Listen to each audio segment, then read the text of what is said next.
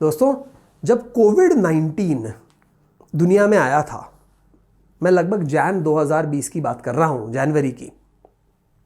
मुझे यह डर लगा था कि पूरी हमारी जो अर्थव्यवस्था है ये पूरी भस्म हो जाएगी, राख हो जाएगी, स्वाह हो जाएगी। अगर ऐसा होगा तो कंपनीज बंद हो जाएंगी, उनके लोग चीजें ना कार खरीदेंगे, ना ज्यादा पैसे होंगे बैंक में रखने के लिए, बिस्किट खाएंगे नहीं बहुत ज्यादा, तो कंपनी में तो मुनाफा होगा नहीं, तो शेयर मार्केट में नुकसान होगा। यदि मैं डेट वाले म्यूचुअल फंड में पैसे लगाऊं तो प्रॉब्लम यह होगी कि मैं जहां पैसे दूंगा वो आगे निवेश करेंगे, जिसने बॉन्ड या डिबेंचर या किसी भी प्रकार का डेट इंस्ट्रूमेंट दिया हो वो फेल हो जाएगा, वो म्यूचुअल फंड भी फेल हो जाएंगे। यदि मैं बैंक में पैसे रखूंगा तो क्या पता बैंक बंद हो जाए। तो करो क्या ऐसे सिचुएशन में? क्या सोना खरीद के अपने तिजोरी में रख दो? क्या आप कैश निकाल के नोट पकड़ के बैठ जाओ? करो क्या?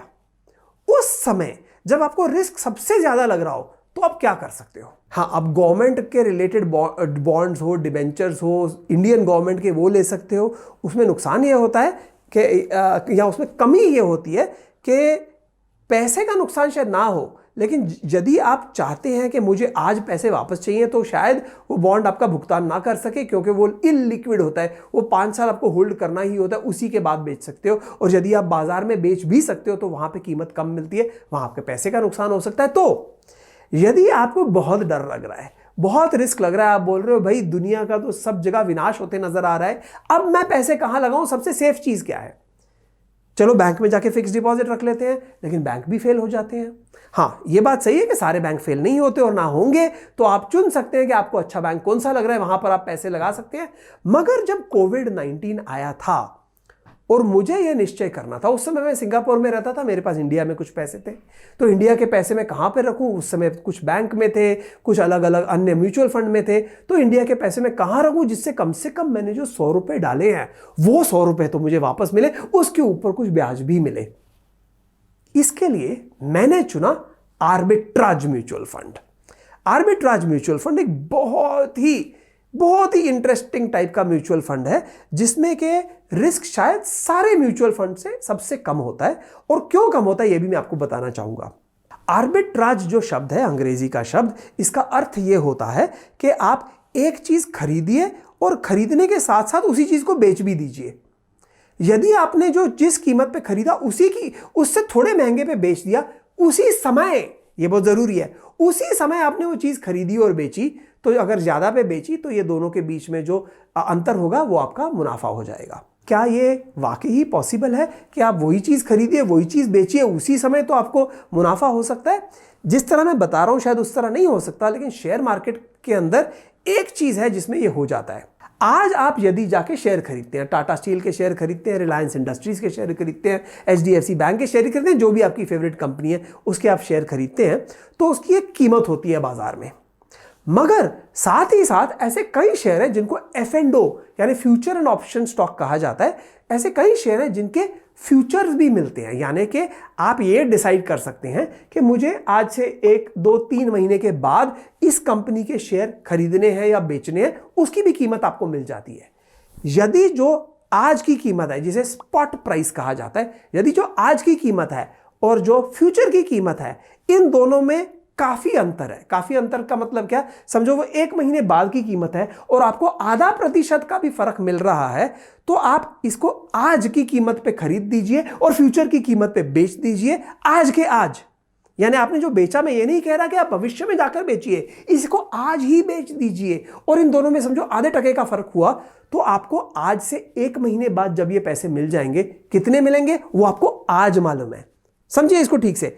आज मैंने 100 रुपए का शेयर खरीदा, आज ही मैंने इस शेयर का फ्यूचर 100 रुपए और 50 पैसे पे बेच दिया, तो मुझे आज ही पता है कि इस 100 रुपए के निवेश पे मुझे 50 पैसे का फायदा हो गया। और ये 50 पैसे का फायदा मुझे मिलेगा कभी 1 महीने के बाद, जब ये फ्यूचर का डेट एक्सपायर हो जाएगी तो मुझे मिल जाएगा, लेकिन मिलेगा जरूर। तो मुझे 1 महीने में आधे टके का 0.5% का फायदा हो गया।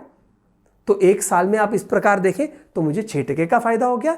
मतलब कि बैंक फिक्स डिपॉजिट के आसपास का ही रेट मिला, शायद थोड़ा कम शायद थोड़ा ज्यादा, मगर ये मुझे निश्चय से जरूर मिला, क्योंकि मैंने कोई सट्टा नहीं खेला। मैंने ये 100 रुपए का कोई शेयर नहीं खरीदा जो कि शायद 1 महीने के बाद 100 रुपए और 50 पैसे का हो जाए, ऐसा नहीं था। मैंने आज के आज 100 रुपए का शेयर खरीदा और उसी समय फ्यूचर मार्केट में 100 रुपए और 50 पैसे का बेच दिया। इसे कहते हैं आर्बिट्राज, यानी कि इसमें कोई नुकसान होने का तरीका नहीं है। कुछ लोग मुझे कहते हैं क्या वाकई ही इसमें नुकसान नहीं हो सकता? दो तरीकों से नुकसान हो सकता है, लेकिन उनको मैं ज्यादा अहमियत नहीं दे सकता।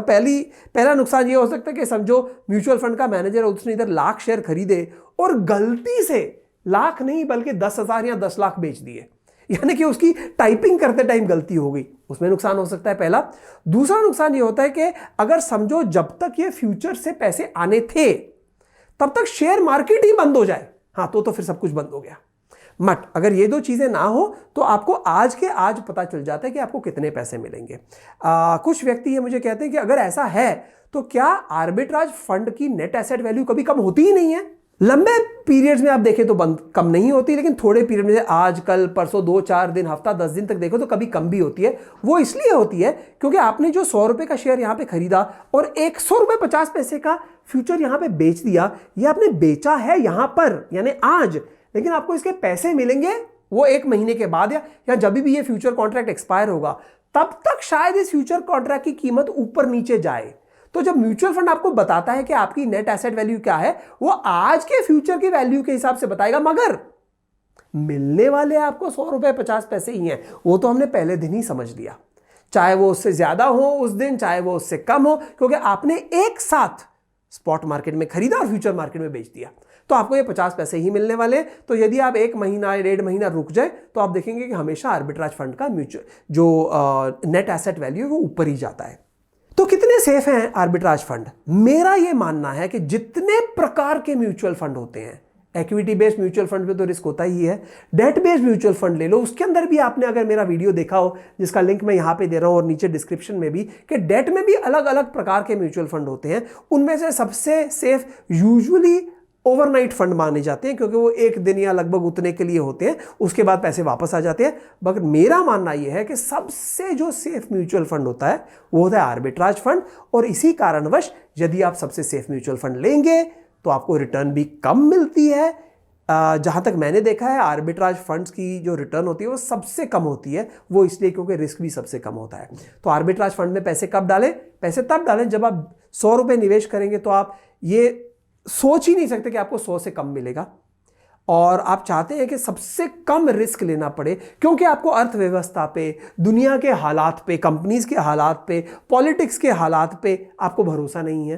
तो आप चाहते हैं कि सबसे सेफ जगह पे रखा जाए। आप सोना खरीद के तिजोरी में नहीं रखना चाहते, आप करेंसी नोट या कैश लेके सिरहाने के नीचे या तकिए के नीचे नहीं रखना चाहते, तो आप कहीं निवेश करना चाहते हैं कि कुछ तो रिटर्न मिले। ऐसे हालात में आर्बिट्राज फंड सबसे अच्छे रहते हैं।